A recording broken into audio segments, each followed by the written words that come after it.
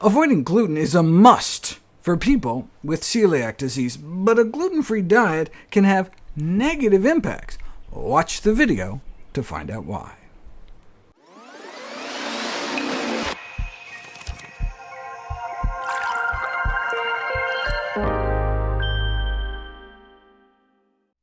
Over the last decade or so, there's been a growing interest in the medical literature on plant-based eating beyond just exclusionary terms like vegetarian or vegan.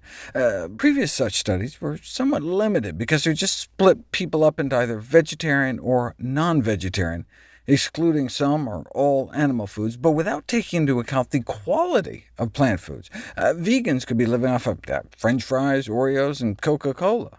Enter changes in plant-based diet quality in total and cause-specific mortality. The first study to investigate the associations between changes in plant-based diet quality and subsequent risk of death. If you look at overall plant-based diet scores, the more you increase your intake of any plant foods and decrease your intake of any animal foods, the lower your risk of death appears to fall.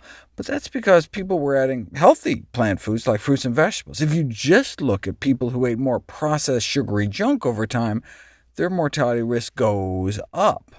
The clinical implications being that increasing intake of healthy plant foods and decreasing intake of not just animal foods but also animal crackers could lower the future risk of premature death, whereas just reducing the intake of carbs in general, cutting down not just refined carbs and sugars, but healthy high-carb foods like fruits and whole grains, is associated with increased overall mortality, which could correspond to years of your life being cut short, as well as the risk of dying specifically from heart disease, stroke, and cancer. Why are whole plant foods so good for us? Much of the benefit may be mediated by our microbiome. There are all sorts of things threatening our good gut bugs, like the overprescription of antibiotics. However, the only factor that has been empirically shown to be important is a diet low in microbiome-accessible carbohydrates. In other words, prebiotics like fiber and resistant starch, only found one place in abundance: whole plant foods. We went from high Mac diets to Big Mac diets, and may be suffering the consequences. Intake of dietary fiber, which is the main source of MACs in the diet, is negligibly low compared to how we evolved. Such a low-fiber diet provides insufficient food for our gut microbes, starving our cells of all the wonderful things they produce for us. A low-fiber diet is a key driver of microbiome depletion, and this loss is implicated in the rampant increase of chronic diseases that now plague the modern world. We evolved getting perhaps 100 grams of fiber a day. Our gut bugs must have been in heaven. How do you even get close to that? A cup of fruit may only have about 3 grams. A cup of vegetables, 5 grams. Why so little?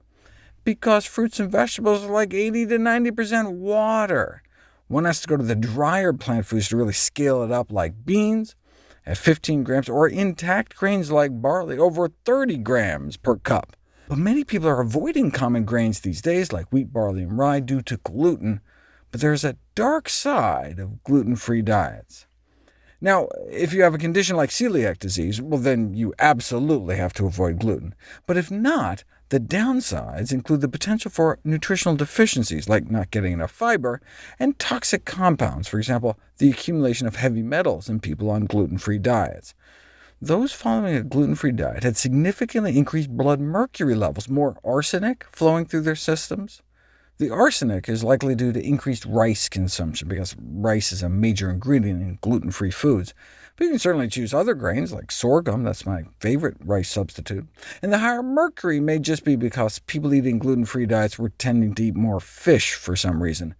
But the reason that 10 out of 10 of those without celiac disease or recognized gluten sensitivity following a gluten-free diet experienced a pro-inflammatory gastrointestinal environment is likely due to starving your microbial self, not getting enough prebiotics, not getting enough fiber because you're avoiding grains like wheat.